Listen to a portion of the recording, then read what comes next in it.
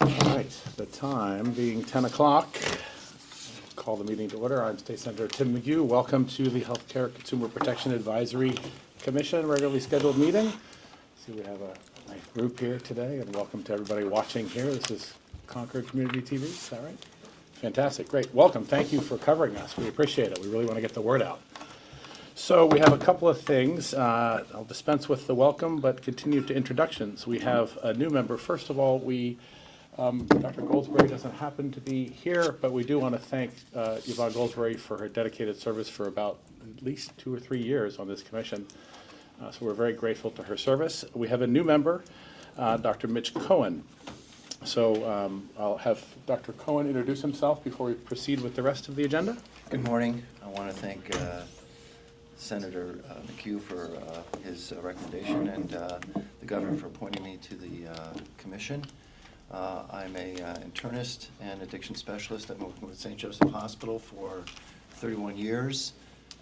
First as primary care for 30 years, and now doing primarily substance use disorders and pain for the St. Joe's community and Nashua at large.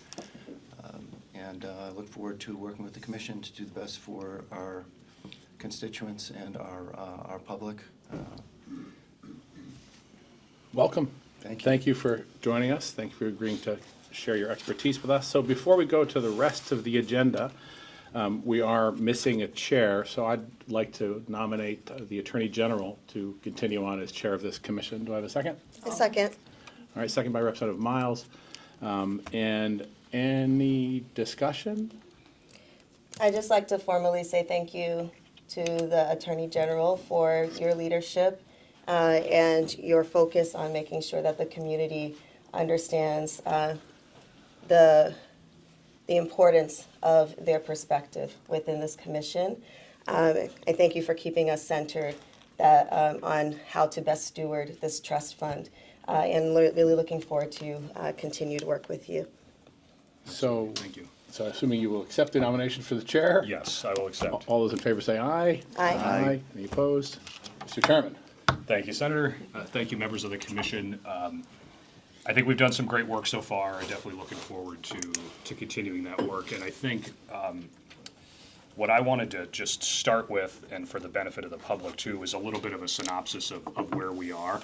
And I've got some approximate numbers. So we can reflect that in the minutes that these numbers we're about to talk about are approximate. And for the public, these are approximate. But I think they're mostly on, because there's been some interest in kind of current status of where the funds are, how many, what's coming in, what's been allocated. So we have, the first project that the commission approved was about $1.6 million over 4 years to start the UNH Center for Studying Healthcare Markets. Again, that's approximate because Could you just for us older people in the audience, can you speak a little louder? Sure, I will. Thank you. I will try to speak a little louder, and if it gets too quiet, just raise your hand again. So I'll adjust. So just stepping back really quickly, what I'm trying to do is just give a synopsis of where we are from a perspective of how many funds, or what's the amount of funds coming into the commission, what's been obligated so far, and I use that term loosely because it's, we obligate it when we approve it.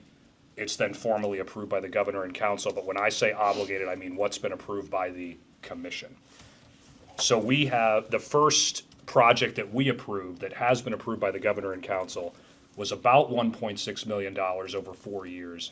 Again, that's not exact, it's approximate, about $1.6 million over 4 years to start the UNH Center for Studying Healthcare Markets. So that runs through December of 2028, and we can certainly, get anyone the copy of the submission and the final G&C item that kind of lays out what that center is going to be doing over the next 4 years. But that was project number one. Project number two, as we talked about and approved at the last meeting, is a grant to the Playstyle ALS program. That program is standing up a replacement for the paramedic intercept program that Exeter Hospital used to run. So what happened is that when Beth Israel Lahey acquired Exeter Hospital, that service was eliminated in the fall of 2024. This office negotiated some funds from Exeter to keep that program going for a year. And then this commission has approved a grant to help that program in its second year. The grant agreement with Playstyle makes clear that they have a responsibility to make that program sustainable. We've tried to be very clear with them and make sure they understand that this commission cannot fund that program in perpetuity. But that was project number 2. And that is, it's $1.381 million up to. So it could be less if they need less in year 2, but it's a maximum of $1.381 million.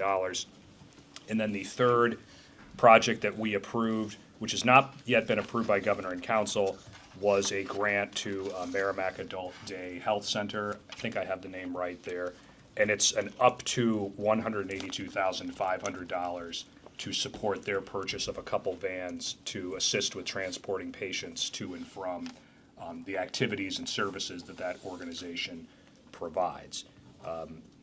That, again, part of what they need to do is provide us quotes. We need to continue to have discussion with them about an exact amount and appropriate grant conditions. So it's a not to exceed amount, so it could be less.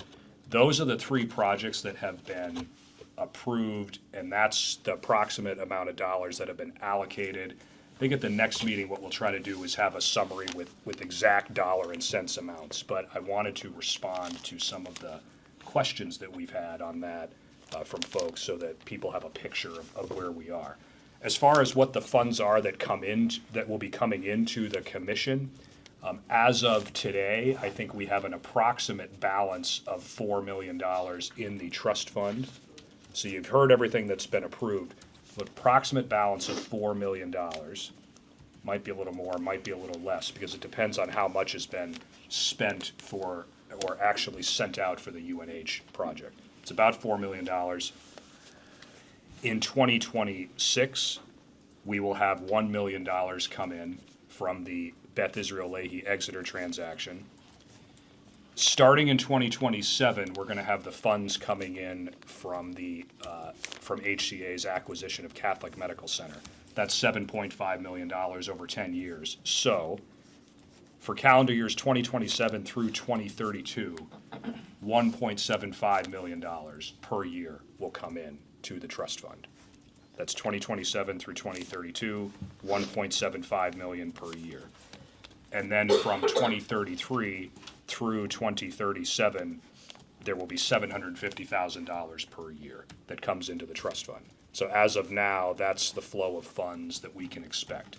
And the reason that those amounts change is because you have Beth Israel Leahy money, which is $10 million over 10 years, so $1 million per year. That will end after 2032, but the CMC, the HCA CMC funds will continue to come in. With the HCA CMC funds, an important component to remember is that half of those funds are restricted. They have to be spent sort of on certain programs in the Manchester area. So 50% of those funds must be spent on Manchester area programs, with the first priorities being, I think, the dental clinic, that's Poison, is that how you pronounce it? Poison. Dental clinic, and the healthcare for the homeless programs in Manchester. To the extent funds aren't needed for those programs, they can be used for other programs in Manchester, but 50% of those funds are restricted in that way. That said, the commission has discretion and flexibility on whether to, as the $750,000 per year is coming in, for the first 5 years, we could spend all $750,000 per year on something else, or we could spend all of the money on the Manchester programs for the first 5 years and then spend all of the money on other programs. We could also just spend half of the money each year on each different thing. So the commission has discretion there. So that's a synopsis of where we are. I apologize if we've had some recent correspondence, so I wanted to respond to it. We didn't have time to put together sort of a detailed sheet listing all of this stuff, but that gives you a picture of where we are from a funds flow perspective. So does anybody have any questions on that? Okay, great. And like I said, we'll try to get something down. We'll get a document together that kind of lists all of this, sort of exact dollars and cents, but that gives you a picture. With that, I will just say that, I'm really looking forward to continuing to work with everyone. I think we've done some good stuff in the first couple of years. This commission was designed to be nimble and flexible, to move quickly if it needed to, but to be deliberate and strategic as well. So, I really, when I think of the two big projects that this commission has funded, the UNH Center for Studying Healthcare Markets and the ALS program, I really feel that we have, the commission is serving its purpose. It's exactly what it was designed for. And I think the Merrimack project, as I said at the last meeting, it provides a good pilot program, but it is sort of an example of the type of project we could fund. But those projects having been approved, I think we are at a point where we need to step back and sort of assess where we are and decide as a commission on what our process is going to be for taking in additional proposals and allocating additional dollars. And we'll get to that. Before we jump into that, I don't want to skip over number 2. We do need to approve the October 8th minutes, the minutes from the October 8th meeting. I have one comment on the minutes, and that is just on page 3, kind of in the discussion about it. It's really just it's one word. The second full paragraph of page 3, where we were talking about the Merrimack project, I would use the second to last line, I would use the word pilot as opposed to test. Because at least that's the concept I think I was discussing when I was talking about that. But other than that, I think the minutes look. And then there was also a red line from Dr. Herring that presented. Oh, really? Which is on the. Struck through, I think, here. Oh, okay. Okay, sorry about that. I don't have that copy, but I'm sure it looks fine. Yeah, just, we talked about, hospital data isn't very good. Okay. Recharacterized it to generally very good, instead of not very good. Okay, yeah, that looks fine to me. So, any other comments from folks on the minutes? All right, can I get a motion to approve the minutes from the October 8th meeting? So moved? As revised. As revised, yeah. So moved. Second. All in favor, please say aye. Aye. Any opposed? Great. With that, the minutes are approved. All right, so now we'll move into number 3 that I already kind of started on. And like I said, I think this is a good moment for us to now step back and talk about what our process should be. I think we've funded some good projects. The work is underway. I think we have demonstrated that there is a need for a commission like this, a trust fund like this. But, we've got, roughly 80% of the funds, maybe a little more, left to be allocated, and it's a good opportunity now to really talk about what the process should be. So, I guess I'll give you guys a couple of my own thoughts, but then I'll open it up for discussion. I think from my perspective, there are 2 things we should continue to do. One is decide on a process for how we want to accept proposals and review them and decide whether we're going to fund them. In addition to accepting proposals, I think commission members can also generate ideas, right? The more ideas, from my perspective, the better. But I think we want to decide on a process. From my perspective, that involves deciding on a window of time during which we're going to accept proposals so that everybody knows what that is. And I think it's probably a good idea for us not to approve or fund proposals until at least that initial window is closed, so that there's a fair opportunity for people to raise ideas. So that's just high level, my thought on that.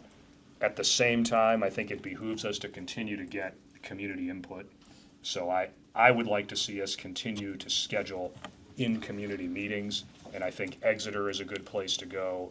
And I also think that we should go north, so to Laconia, the Laconia-Franklin area, and then maybe at some point, we certainly need to go even further north, north of the Notch, the real North Country, as they say.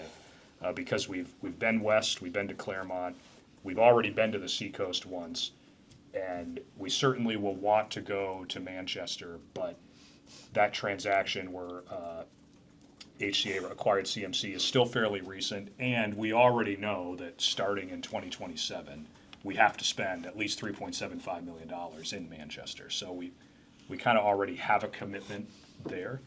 So I think it would make sense for us to go to Exeter where that transaction occurred and up north. But I will say, and as long as I'm chair for however long that is, I just want people to understand that while I will express my ideas, I defer sort of to the commission as well. So I want to tell you what I think, but I don't want you to take that as a signal that you just have to follow my lead because I happen to be the AG. I want you to, just tell me what you think, and then if I'm just, completely wrong in my initial thoughts, we will adjust. So that's the way I think, I want to make sure we proceed as long as I'm in the chair role, because I recognize that as AG, and I deal with this in other contexts, if I say something, sometimes people think, well, maybe they have to defer to it. I don't want anyone to think that, and I say that for the benefit of the public as well. So with that, what are folks' thoughts on process, how we should proceed, strategy, goals? I think an open discussion is good. No, that helps add clarity, so thank you for that. I did want to ask, to what extent does this commission have oversight responsibilities once a grantee has been approved, oversight on the trajectory of the expenditures and the outputs of the grant project? Yep. I think that's a great question. I think that sort of depends on how much oversight the commission wants to have on a particular project. So I think when the commission approves a proposal or funding for a proposal, we can attach certain conditions to it, and then we at the DOJ, working with our grants management unit, would write those conditions into any grant agreement so that we can continue to have communication, oversight, however we want it to look. I mean, I think it needs to work from a practical perspective, but as long as it's practical and can be managed and can be included in a grant agreement with a recipient, I think the answer is basically whatever the commission decides. Thank you. Yeah. General, I was wondering about just when we're putting out proposals, we're giving a time period, but I think I'm not quite clear on what we would be asking them to propose. Yep. So I don't know what people's thoughts are on that. Yeah. Yeah. And I think that's part of what we need to decide, right, is what do we want to hear from people? Senator McGough and I went and spoke at the North Country Public Health Conference, and it's a good opportunity for me to address this, because we did create what we looked at as sort of, or viewed as kind of a concept or draft, like a template of how people could submit proposals, right? Now, the commission may decide we want to adopt something like this. We could also instead adopt like a list of just general criteria where we say, hey, we're accepting proposals. Here's generally what we want to hear, about with regard to each proposal. Here's where you can send it. It's really up to us. But I think we want to have some criteria, but we also don't have to bind ourselves to any particular criteria, because somebody might submit something to us that doesn't fit what we ask for, but we end up thinking it's a good idea. So that, I know that's not the, part of it is like what we decide, right? I think we got to decide on some criteria, but other than the fact that it has to benefit healthcare consumers, there is no, there's no ironclad criteria that we have to have. Yeah. So for the purposes of submission, I think we should have something that's a little bit beyond name, address, phone number of the requester. That was the purpose of the concept note. I have no opinion in terms of what form it takes, but I do think there should be something, because we probably all get emails. I've had dozens and dozens of emails. What do you think about this? And the answer is the same. Go to the website, try the form, because there should be some uniformity, so we're all kind of seeing the same information. I don't want to have any ad hoc conversations around, like it needs to be an open and transparent process. And if you have a one pager, it's not so intimidating. We're not asking someone to provide 10 years of financials as part of the initial, hey, what do you think, inquiry. So like name, address, phone number, I think what else is on it? Your location, what's the problem you're trying to solve, how much would you like, and how long do you think it will take? And that was about it, I think. Is that about it? Yeah. But open to throwing it away and starting over or editing it. but just putting something out there that we can refer any inquiring agency or individual to here's the unintimidating first opportunity to tell us what's on your mind, and then get on the calendar and come and give us a pitch. And I think the refrain I've used over and over again is, it's not Shark Tank, you don't have to worry about it, just come and tell us what's on your mind, because we all want to hear it. And then if there's a little bit of that uniformity, I think it levels the playing field for anybody who might choose to submit. So those are my thoughts, but I'm certainly not married to this form. We just produced it because we got asked so darn many times, and had all flavors of emails, so. Folks want to see it. I'd have to agree with Senator that having a process will be helpful. As one of the public members on the commission, having access and making sure that the health consumers understand what they're able to ask money for and why is of utmost importance. I do agree wholeheartedly, General, that having a process in place and for the commission to agree on what are we looking for and what are the criteria, and make that explicit, as well as if there are requests submitted to individuals, how to readdress, like the senator suggested. I do also agree that listening to members of the community post agreements is important, and being able to share ahead of time that schedule so that consumers can appropriately be present if they would like to. I think that's also important. I do think we need to plan as well. So how are we assessing the funds? While the amount of monies that are going to be available to use seems like a lot to an average person compared to New Hampshire's spending right now for healthcare.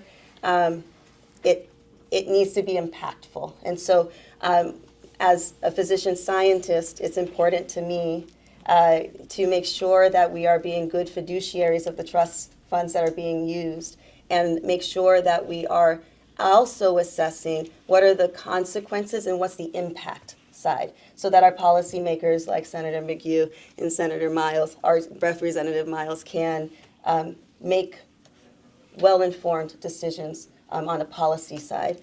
So how do we assess the outcomes?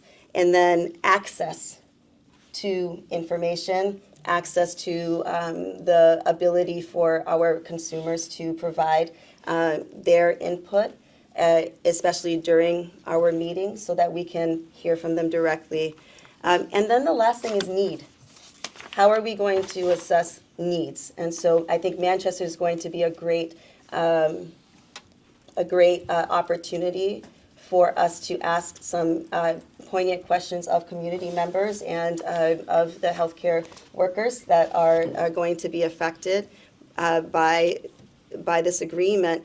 And having just a good idea is very different than understanding what is the impact of said programs. And what I hope is that we can provide examples of replicatable and scalable, impactful interventions that Granite Staters need.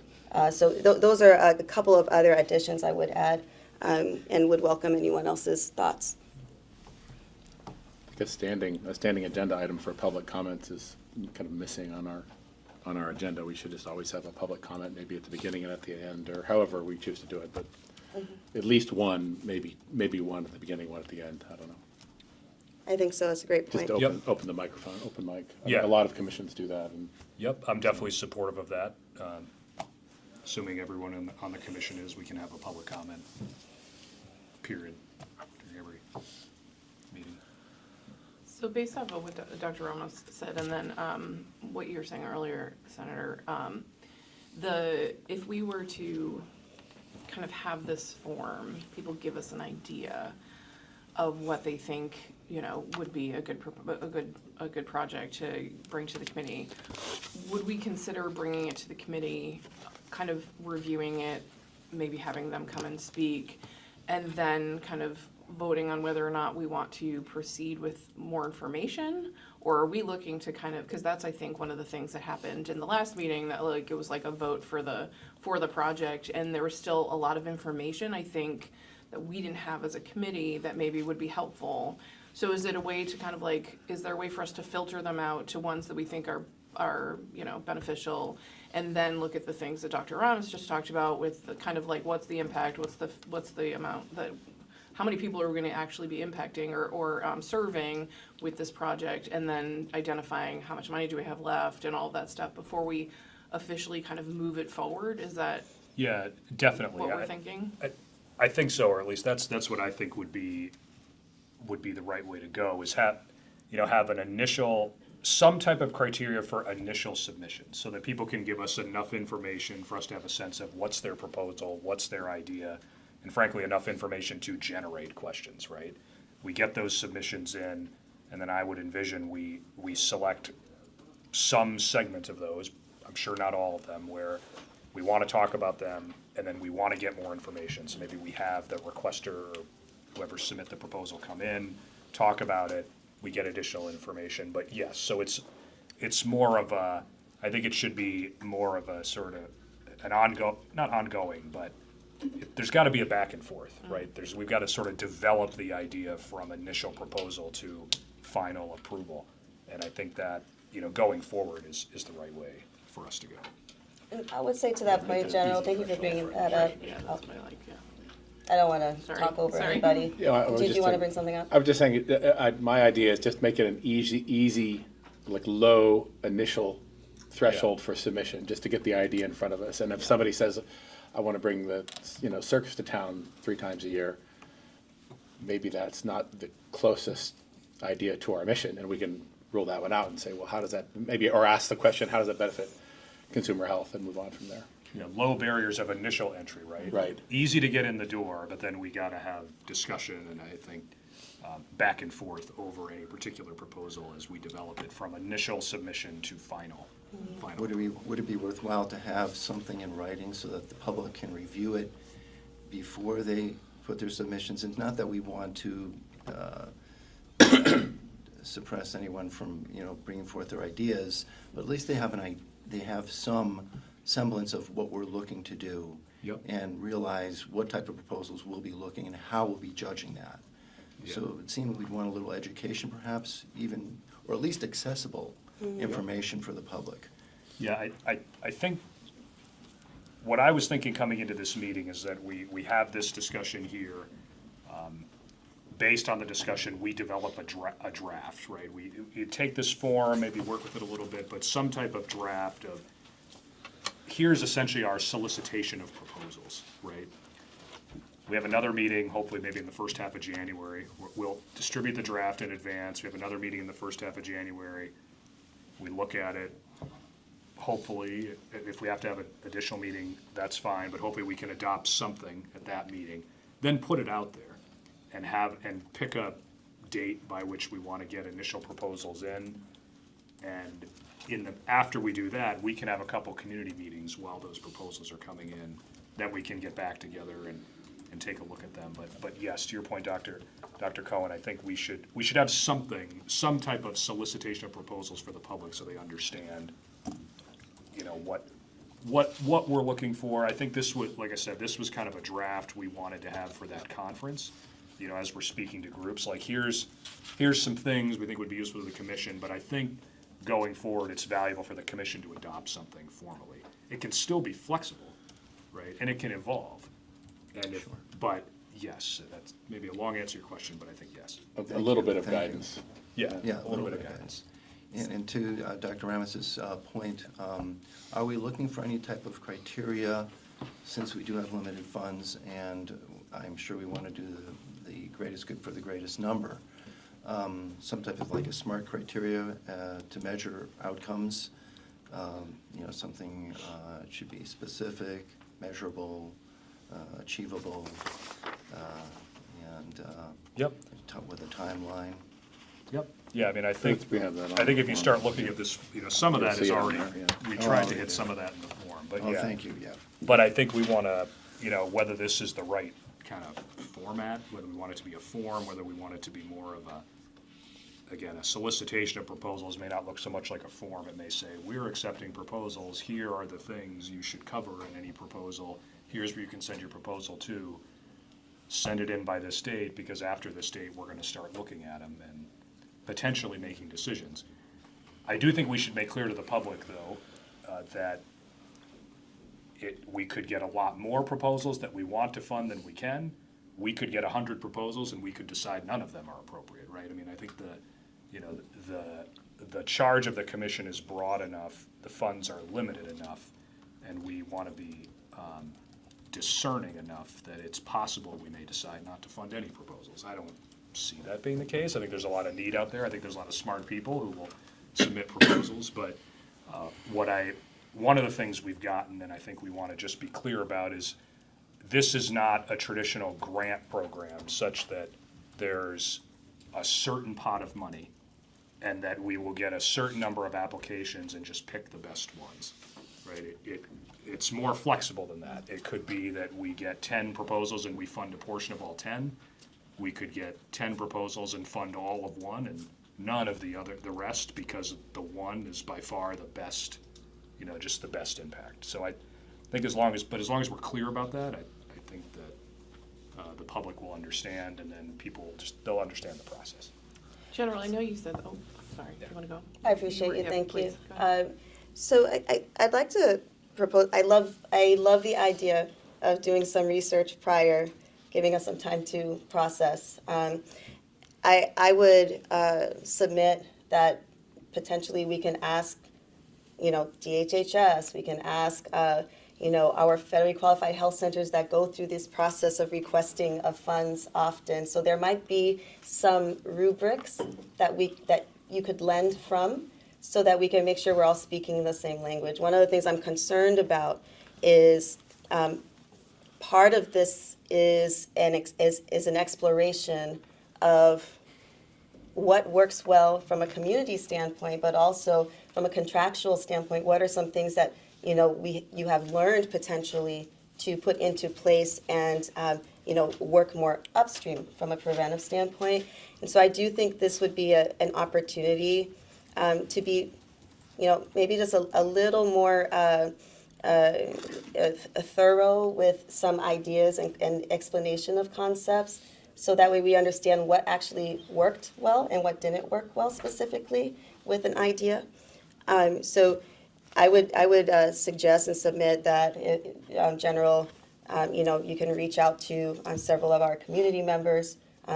Many of the foundations, right, have processes in place for requesting funds. And although it doesn't need to be as in-depth, I do think this is a good opportunity even to assess what do community members think is important as well, and what do they lack as far as information is concerned in order to be more effective in the micro sense. The other side, what I'm hearing as well, is what is going to be our process to assess need and appropriateness of funds. Do you think it's within reason for you to take a look as well at our charter specifically, and align the charter with that needs assessment to make sure that we're staying aligned and keeping honest with the actual purpose of use and as fiduciaries or of the trust fund? So those are two things. One, can we ask some partners, and we don't have to reinvent the wheel, but take what we think would be most helpful.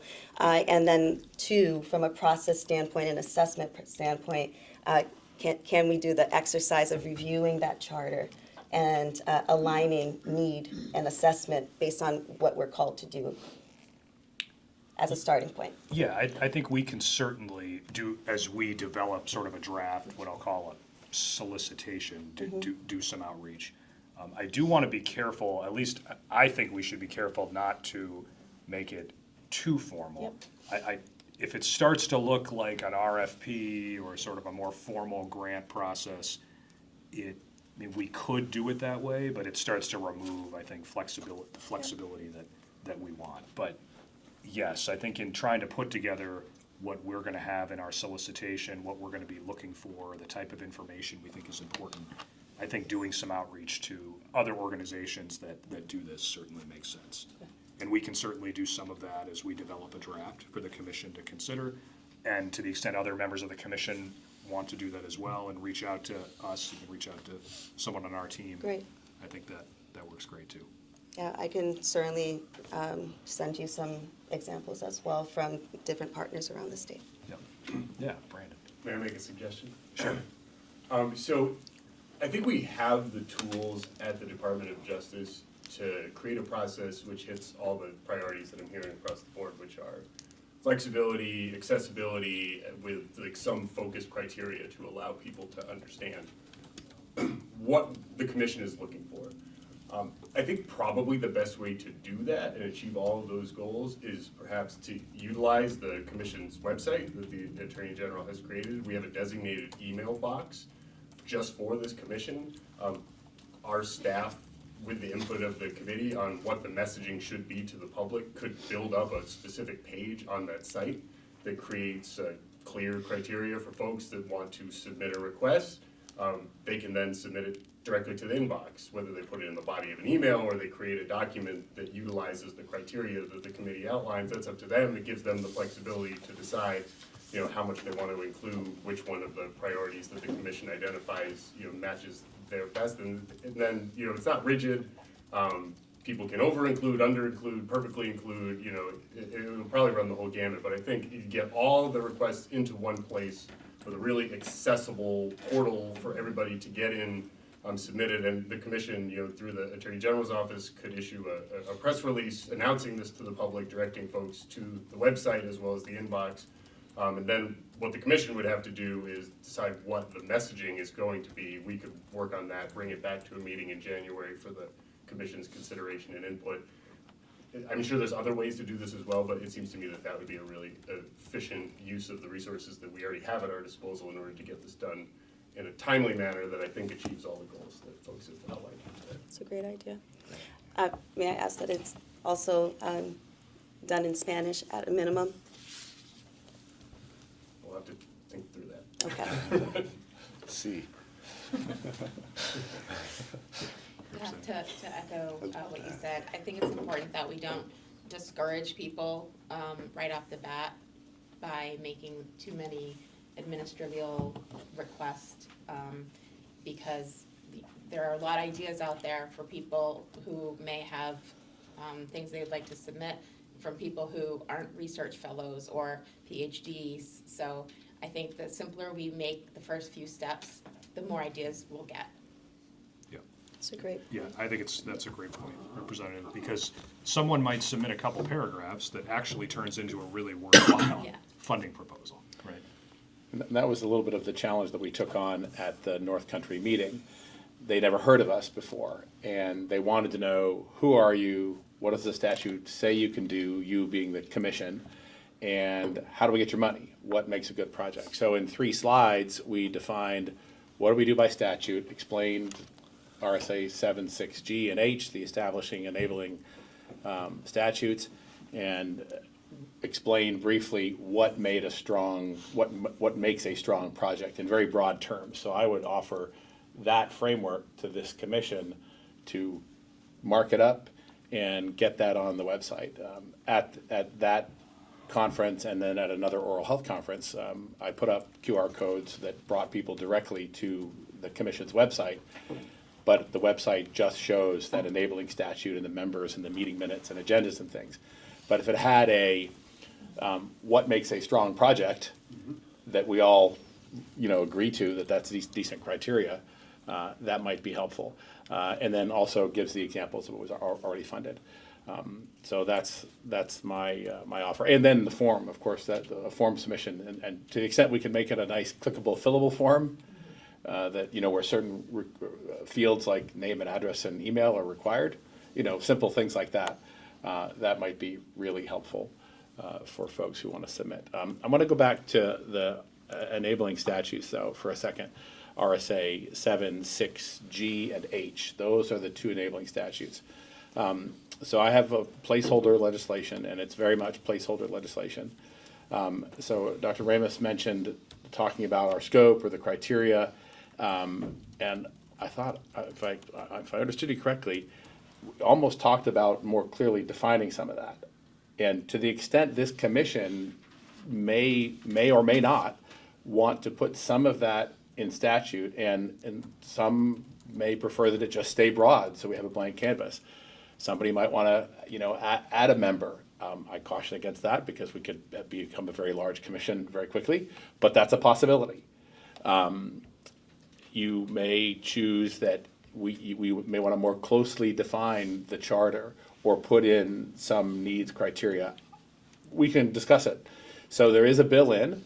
I don't know the bill number off the top of my head, but it's there and it's a blank canvas. It's just placeholder language.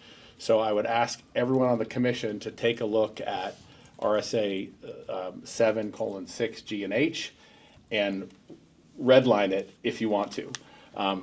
Remembering that our chairman wrote it and just a couple years ago was quite happy with it. So And it's broad intentionally. I Right? will- Flexibility is. I won't articulate his opinion, but if we're redlining it, we are redlining his prior work. But we have had some time to reflect and see what works and what doesn't, and it's there, and it doesn't have to go anywhere. We have lots of legislative mechanisms to, interim study and lots of things, but it's there if we need it. And I'm happy to carry that torch since I'm the prime sponsor of it, and that we have some bipartisan support for it. So just know that we can do that. If anybody wants to make changes to how the statute is related to this commission, or its membership, or its activities, that would be the vehicle to do it. So we would need to do that ideally by probably middle of January. There'll be a hearing scheduled on it. So I would need to draft amendment language, or anyone can bring amendment language that we draft through OLS in the coming weeks. I suspect the hearing will be scheduled on that middle of January. So. Thanks for that, Senator. So are you suggesting as well that if members of the public have ideas to share with the commission vis-a-vis this, or I want to understand? So, the- in my opinion, this meeting is the best place for them to come and share ideas on what projects or that sort of thing. But public hearings are public hearings. People can come to a public hearing on a bill and basically say whatever they want if the chairman of that committee allows them to. So they're certainly welcome to show up and express opinions on how they think the statute should be revised. I mean, that's the purpose of the legislative vehicle. Okay. And that's what it's there for. It's just so we had something to work with if we need it. And I say if, right? Because the answer might be we just decide we're happy with the way it is for now because we're just getting going. So. Yeah, since we're looking to have a meeting in January, why don't we can plan on, if folks want to take a look at the statute, take a look at the bill that's in, we could put that on the agenda for our January meeting if people have thoughts. I mean, like I said at the beginning of the meeting, I have my own thoughts, but I want to hear what everyone thinks, right? And as the senator said, I did write the initial statute, so I am admittedly biased in how it's set up, which is to sort of be flexible and very broad, but if there are thoughts out there that we should have additional things in there, I definitely want to listen to those, and if the commission as a whole has some ideas with regard to how our statute should read, we should talk about that and potentially pursue it if we all decide those are good ideas. But maybe we put that on the agenda for our January meeting. And I really appreciate the spirit of putting that in there to provide options. I'll need to think about that as well, considering the consumer side. I'm concerned, though, that it would look too political. And, from a healthcare standpoint, health and public health, we've talked about often around this table, is really apolitical. It's agnostic of politics.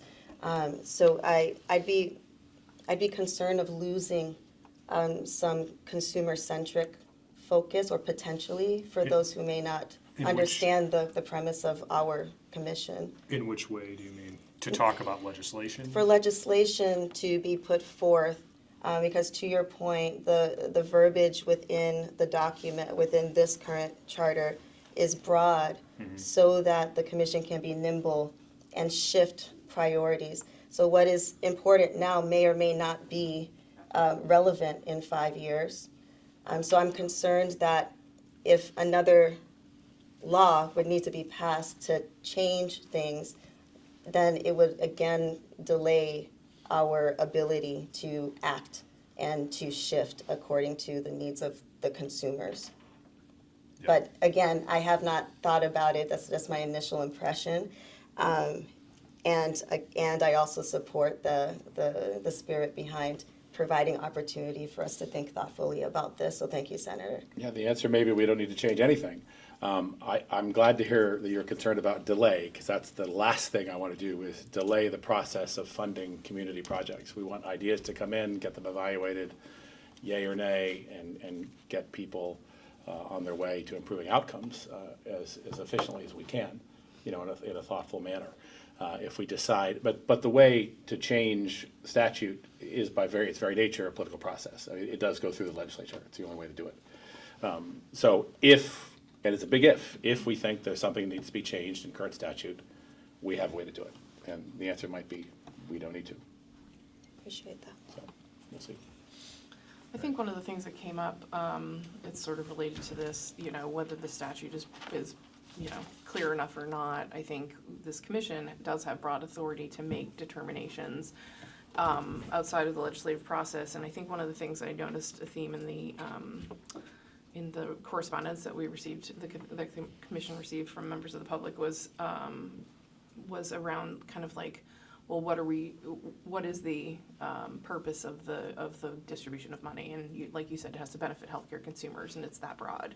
And then the other one was if it has to stick to the regions in which the money was for where the mergers occurred and where the money was, where we received the money for. And so what I heard from you is that we have Manchester earmarked based off of the agreement that you have, but I think providing clarity, and whether it's the website, I really like the idea of using the website to kind of, make things a little clearer, that it is to benefit the healthcare consumer, that it can be anywhere in New Hampshire, if that's, what it is. I think some of that clarity, even if it doesn't end up in legislation, should probably end up on the website, so that people understand when they're filling out this form and asking for proposals that's what we're doing. It can be anywhere. We will consider anywhere. We will, those type of things I think need to be clarified. Yeah, absolutely. I think that we can certainly consider and probably should consider where the transactions have occurred, right? And the regions of the state that have been affected by specific transactions.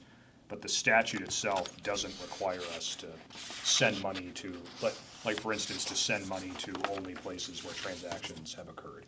Now, there may be language in a specific agreement that requires that, like the HCA and CMC agreement. But I think, to your point, having it on the website as part of our solicitation, or whatever we want to call it, kind of what we legally have to consider and what we plan to consider, even if it's an including but not limited to list, I think is a really good idea, because I think the way I look at it as, if we limit ourselves in statute, that really takes away our flexibility, but we should adopt some criteria, the commission should, so that there are some guardrails and governing principles, but that they can be changed without having to go through the legislative process, right? So that we maintain the flexibility while still having some guardrails. To that point, since we're talking a lot about structure, a big area of structure is just knowing when the meetings are that we're holding. Is it reasonable to ask that we can schedule at least the first quarter of meetings so that the public can be ready Yes. and know what the agenda is at least a week ahead of time, so that way the public can have time, and for us, frankly, to have time to digest and be prepared? Yeah, no, you bring up a great point, Dr. Ramas, and something I wanted to talk about today, which is how do we want to schedule our meetings? Do we want to try to find a standing time each month? Or do we want to maybe today try to schedule a few meetings out, and then once we get through those, schedule a few meetings out, given that there may be some people who can never make a Monday or can never make a Thursday? But yeah, I think we don't want to go sort of meeting by meeting. I think that makes it hard to follow. Yeah. Right? Especially given that 91A only requires 24 hours notice, so if we go meeting by meeting, I mean, the meetings could just pop up here and there, right? But I would pose that question to the commission. Would we like to look at our calendars now and maybe schedule a few meetings? Would we like to try to find a standing, monthly time that works? What do people think I between like the those two polling. options? I mean, I like that electronic polling. It's very helpful. Then you can sit there and look at, certain things are very locked in on the legislative schedule for the first 6 months of the year. It's fairly predictable to know when your committees are meeting and when the full body is meeting. And that leaves Mondays and Fridays for commissions, pretty much. Yeah. In most cases, for the first 6 months of the year. So especially for the in-community meetings that are further afield, more advance on those is better. But that electronic polling that we've used in the past is personally very helpful to me. Yeah. Especially if I need to go ask a few questions before I respond of other folks who are asking for my time, so. Yep, okay.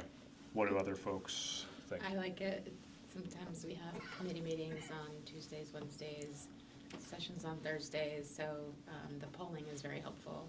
Yep, and I think what you're saying, Dr. Ramas, if I understand it right, is that however we schedule, we should try to kind of develop maybe a schedule for the first quarter.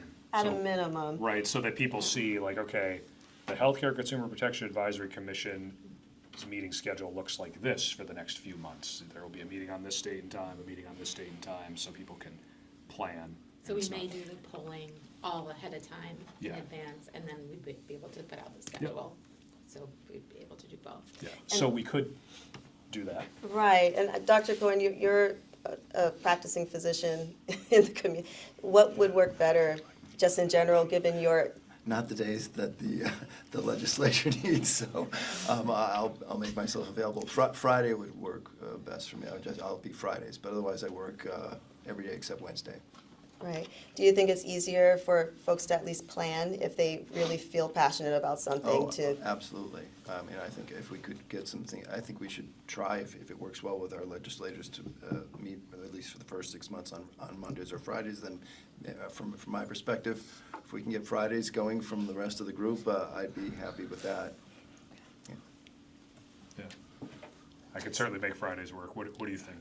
I think Mondays work good for me. I can make Mondays work. Everybody has jobs. I'm with Dr. Aziz. With Mondays regards are to better. tempo, every month seems the appropriate tempo, given this multi-phasic application approach that you mentioned. So if we're gonna consider preliminary proposals and then get back to them or censor them to a narrower round of candidates, we probably wanna have a rapid tempo, so no less than once a month. I know Yeah. that's a lot of pressure. Mondays but- are good here too. I'm Or looking we at can county alternate. meetings that are on Fridays. If And Monday what do you works, think, I can make the adjustment in my schedule. And travel days are on Fridays. I That's the can only do time that. I have I'm flexible. classes. Okay, Melissa, what do you think? I'll, whatever the commission needs. Okay. Yeah. Yeah, So- Monday will work. We'll look at Mondays. Okay. I'll just say that the in-community meetings also are in the evening typically, Yeah. and dependent on space locations that we find, Right. so. Okay. Yeah. I think those are maybe a little bit of a different animal, right? The in-community meetings, I think Correct. we'll just have to try to find the days and times that work for everybody and for the locations. But these meetings, I think if we sort of say Mondays, and then, we can always meet more often than once a month. But I think kind of based on our discussion, maybe we shoot for like a monthly meeting on Mondays for these meetings, the commission business meetings. We can work and then be in contact with the commission to get a couple of in-community meetings scheduled as well, which could be a different day of the week, depending on where we're going and what location. And especially while we have the window open, right? Because when we have the window open for proposals to come in, we're not necessarily going to be going through and evaluating them. But once we have a bunch of proposals in, hopefully a bunch, we may need to meet more often, at least initially, to get our arms around them and decide how we want to proceed with them. But for the next 3 months, I think, if we have a meeting, a monthly meeting on Mondays, and then we can work, in between now and our January meeting to get a couple of in-community meetings scheduled. Does that work? for folks. That's fair. What, I guess we could look at our calendars. We could send around a poll, or, You can probably you send a wanna do poll. Yes. okay, you don't want to pick a Monday? Well, Monday the 19th is a state holiday. Yep, There's a few, a poll would be better. okay. We will send around a poll, but our poll will focus on Mondays for business meetings. I think And too, probably sooner than later in January, so we kind of know what our process is. Yeah, And then we'll have more time to be able to actually do work, right? Yep. So if it could be, and the legislative session is gonna start, so probably would be better to look at earlier in the month Yep. of January. yeah, I think we'll maybe try for something like the 12th, but we can send it around Yeah. to people, so you don't have to make an on-the-spot decision.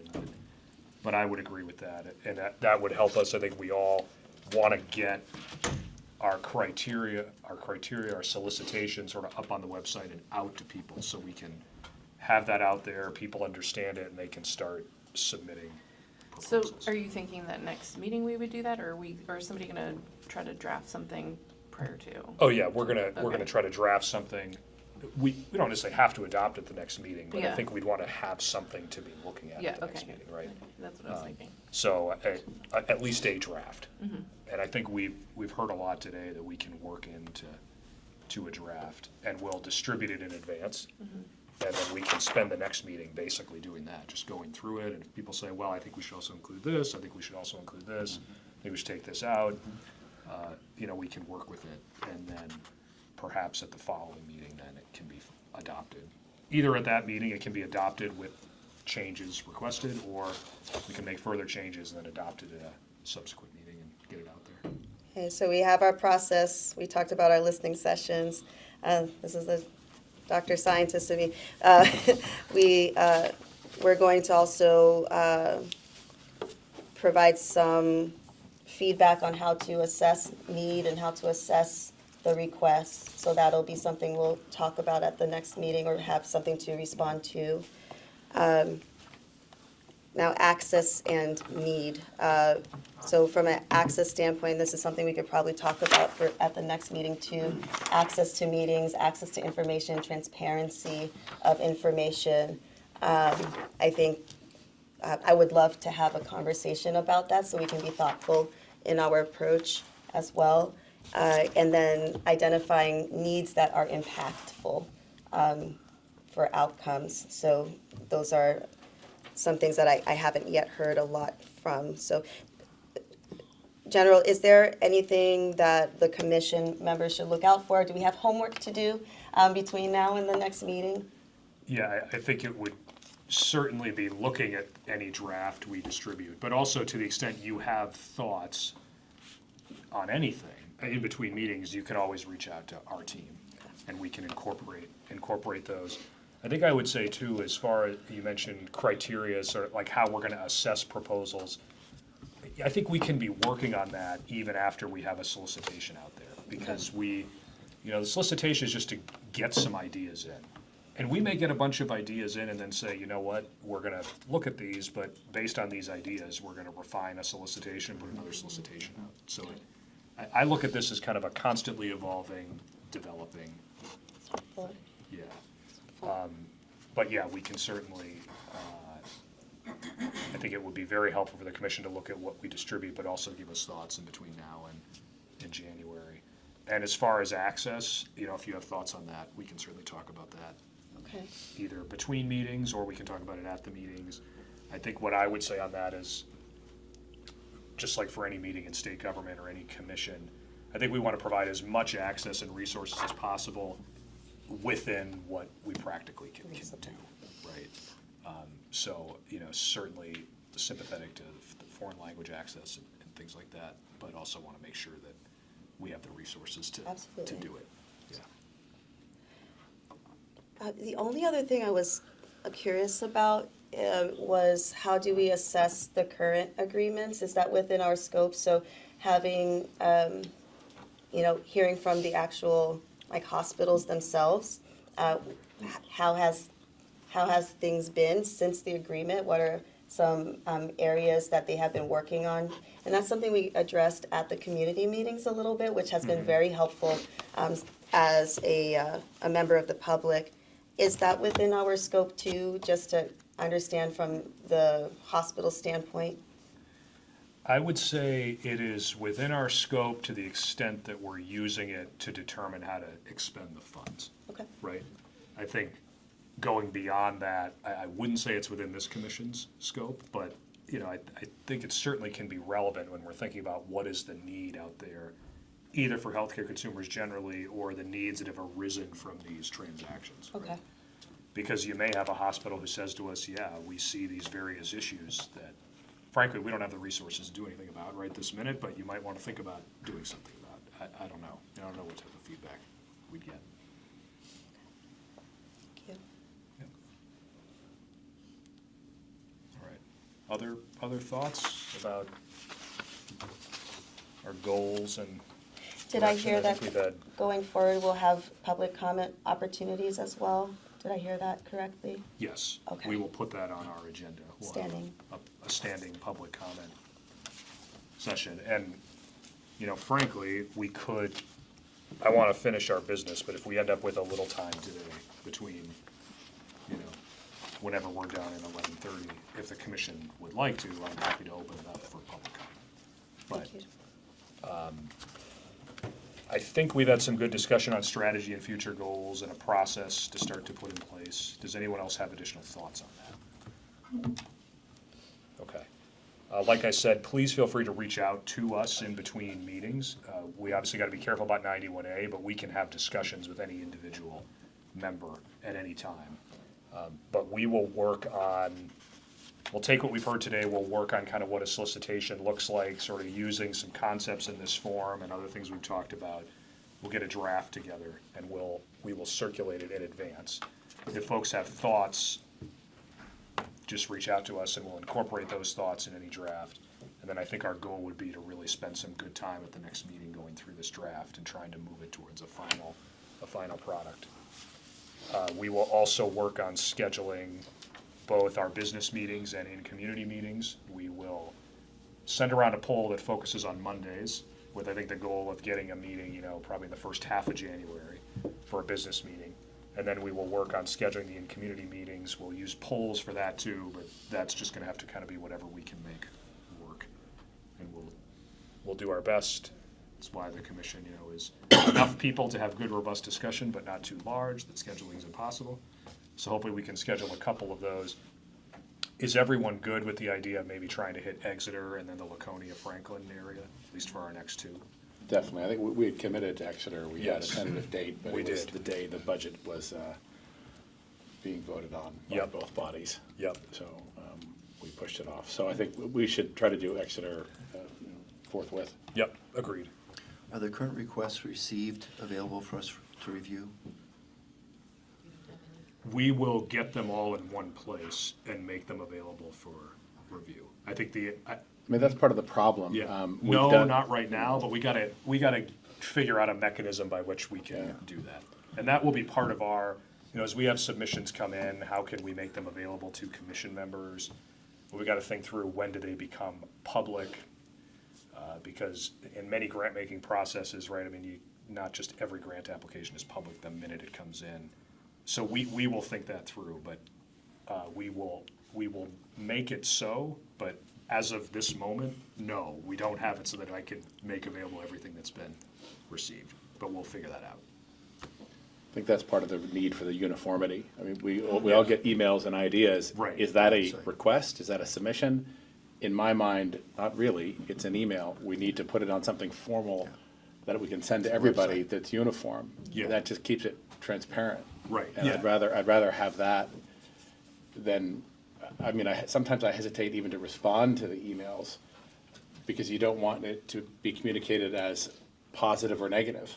So any response that I send is typically, here's the website, come to the meeting, you know, we'll have a form for you. Right. Yeah, because That if sort of one member gets a proposal or request or anything, not really, it has not been received by the commission at that point, which is part of why we have to have a kind of, people have to understand, how do you get something to the commission so that the commission has received it? But we're gonna be working on that, and we will get that done. Yep. Okay, so I think we have covered 3 and 4, and we've talked about planning, we've talked about strategy and future goals. Any other business to come before the commission? Any other business that any other topic someone wants to raise? And if we don't, we could certainly have a few minutes of public comment if the commission would like to do that. Were we gonna have a report from UNH on their progress, on their receivables? I think that got almost tabled at the last meeting, so there wasn't enough time to kind of go through that. Yeah, I do think we should have UNH come back in. We maybe at the meeting after the next one. I think at the next meeting we have some We have a more. lot to do. Yeah. Yeah. But that's another, I think, good item for Q1 is to have UNH come in and make sure we schedule it in a way that we have time for them to give us really a full update on what they're doing. Because, yeah, I know you weren't even here at the last one, Dr. Cohen, but by the minutes, we went past time, some members had to leave, it was quick, so it was not as robust of an update as I think we'd all like. Yeah. So I do have a concern about what's in the minutes and what was struck out and then changed. I was not here at that meeting as such, recused from voting on accepting the minutes.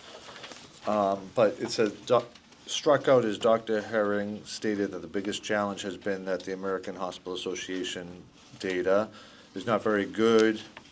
And then it's restated that he said, et cetera, the data is generally very good. And so that's cryptic to me, and I'd like to understand more about that, because this is the biggest grant that we've approved. It's probably the most important project to inform, Yep. this issue. And if that data is corrupted in any way, I think that's of concern to me, and I think it should be to the commission. So is there more that can be said about that? Yeah, did he reach out to us to clarify that? And Yeah, he maybe reached out to us to clarify that it's not bad or corrupt in any way. It just had some limitations, and it just took some time to like clean and figure out. But it's fine in that sense that you're thinking of. He just didn't want to give the impression that it was bad or in any way, but he was working through some limitations of it. Yeah, maybe we could ask him to send us an email or something with a paragraph or two that just clarifies that, just so we have it right from him. Yeah, Would that make? I'm sure I have that. Well, yeah, Yeah. I have concerns about the latency of those data, the Yeah, and health it's a forum weird and- change in the minutes. I mean, it's like, 180. it goes from not very good to, pretty good. But it's diametrically opposed essentially. And that's a little bit of a concern because that is an Complete 180. expensive project. It's very germane to what brings us here Yep. today. And we do see some issues with the endogenous hospital data in the state with regards to gross latency. So if we're trying to characterize the market and effects that hospital consolidation has on hospital costs and the healthcare consumer, latent data is a proxy for corrupt data, even though it doesn't suggest that there's overt, intent to corrupt the data. But if it's not data that informs the current state of hospital markets, it's rendered rather low utility. And so it's such an expensive project. I do see this commission's, one of their key responsibilities to ensure that the citizens are getting their utility out of this project. So it concerns me mightily. And I would love an opportunity to talk next meeting with Dr. Herring about that.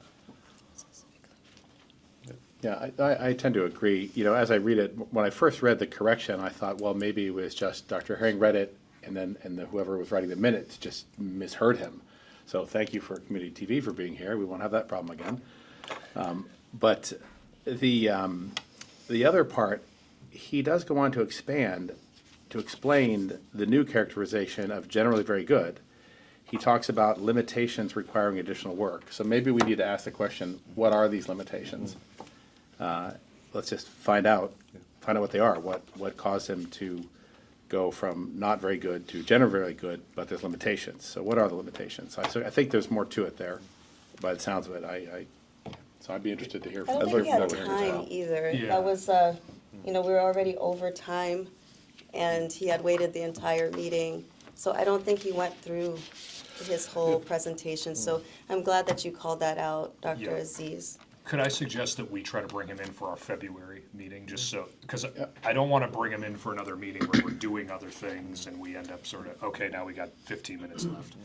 But we could sort of dedicate our February meeting to bringing him in, make that our primary agenda item, and talk through progress. Yeah. And then, so we can hopefully kind of finish or at least get most of the way through any solicitation or how we're going to do that in our January meeting. Does that work? I look forward to meeting him. Okay, Yeah. great. I also think it could have been a meeting minute translation issue as well, so I'm welcome to have it back and explain. Yeah. I'm out of transparency. I did want to get some clarity around just reappointments. I am very happy that Governor Ayotte is supportive of this commission and the governor's office. And I do think that there's just so much value in having someone who is a physician, who works in both the insurance industry as well as, working within the community for so long. I'm just curious, how do you see the process of appointment of members for next year? And is there any opportunity for feedback regarding that process? Question for the governor. Yeah, I would say I have to defer to the governor and the governor's office on that. I mean, they're governor appointments, they don't go through the executive council. So I think there has to be outreach to the governor's office on questions like that. If there are questions that members have, like on that topic, that they would like me to raise with the governor's office, I'm happy to do that. I do it in an attorney-client, privileged, confidential way, but I can always have those conversations with the governor's office, but those appointment decisions are up to the governor. And having worked as legal counsel to a governor for 4 years, it's governor's discretion. I appreciate that. Being a community member, Yeah. that's not, I don't know that process well, so thanks for clarifying. Yeah, absolutely. Okay. Any other items? Otherwise, we can open it for a few minutes of public comment if there's anything any members of the public would like to share with us. Should we do that? All right. So we'll open the meeting for public comment. If we have anyone in the audience who has anything they would like to say or share or questions they'd like to ask. And please just say your name and kind of the organization you're from for the record. Of course, and pardon my voice, I'm a little under the weather, but general members, thanks so much for this discussion today. My name is Jake Berry. I work for New Futures, a nonprofit, nonpartisan health policy and advocacy organization.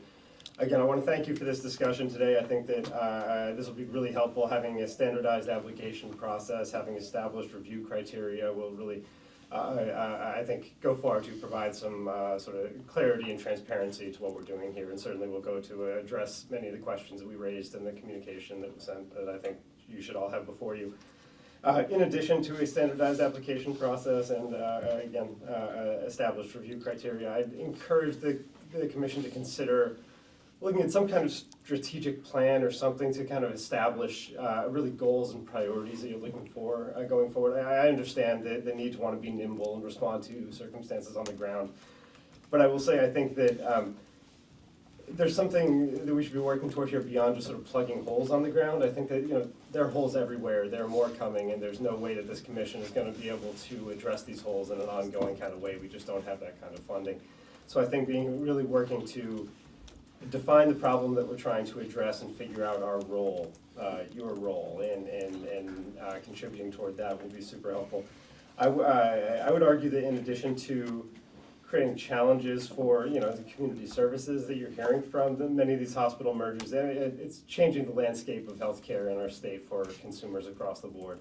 And though there are certain benefits in terms of maintaining services, these mergers generally aren't making healthcare more affordable for people. And so I think that In addition to considering community services, there are really opportunities that this commission could look at. There are projects that we could potentially fund that could help to address healthcare costs for consumers all across the board, all over our state, not just in specific communities being served by specific projects. So I would love to see you, kind of create a map of what you're trying to address and really consider not just specific community services, but larger projects that really can help to move the needle on healthcare costs for everybody. That's all I have to say, and I'm happy to take any questions. Yeah, thank you for that. I would just say a couple things in response to that, and other commission members can certainly weigh in. One, I just want to be careful when we say application process, because I think it's more like proposals, ideas, because I don't want someone to think if we were to not fund a proposal, we're not denying an application, right? Sure. So it's a little different than other types of grant processes. And then I think, the point about a strategic plan is not a bad one. I do think that, and I don't want to speak for every member of the commission, but I'll speak for myself. Part of the value of getting a bunch of ideas and proposals in is it tells us, it's one way of getting a sense of what the needs are out there, right? So we're doing our in-community meetings, we're trying to solicit ideas from folks, but getting proposals in, getting ideas in is a way of kind of sort of ground up generation of a strategic plan. Absolutely. Right? That makes sense. But I just say for myself, your point is well taken, and I wouldn't want the public to think the fact that we're gonna try to get a bunch of proposals means we don't wanna do a strategic plan, but the proposals help inform us as to what the need is. Well, and certainly the UNH study, I think, will be critical in informing that kind of strategic plan as well, right? I think that, so you're absolutely taking those steps. Essentially, I would just hate to see us burn through all our money in community projects and not be able to spend them when we identify what the overall statewide needs are, right? So anyway, I think balancing those two is critical as you're doing and as you're discussing here, so thank you. Yep, absolutely. Thank you. Any other members of the public or folks in the audience who? Yes, sir. I have an interest in submitting written proposal, but not presenting that may be germane to this discussion this morning. That may be useful where I could attend the next session if you have questions and give you a chance to read it and so on. Could you just identify yourself, sir, I'm for the sorry, record? Michael Cohen, and I live in Amherst, New Hampshire. Okay, and just, you're here as a citizen and not with an organization? Okay, Michael Cohen from Amherst, New Hampshire. If you'd like to submit something to us in writing, we can provide you with the email address to submit that to. I have printed copies if you want. Oh, great, we could also take those, Okay. yeah. If you just want to hand them up, we'll take them. Thanks. Thank you.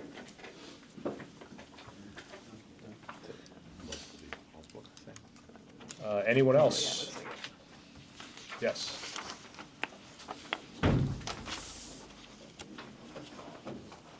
Morning, everyone.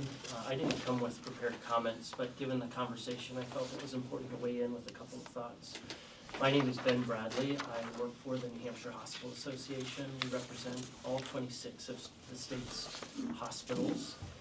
And I just wanted to speak to some of the themes around need, because I think there are a number of resources that the state gathers already that help demonstrate and maybe provide a good understanding of what the needs are in our communities, which hospitals, their mission is to serve their community.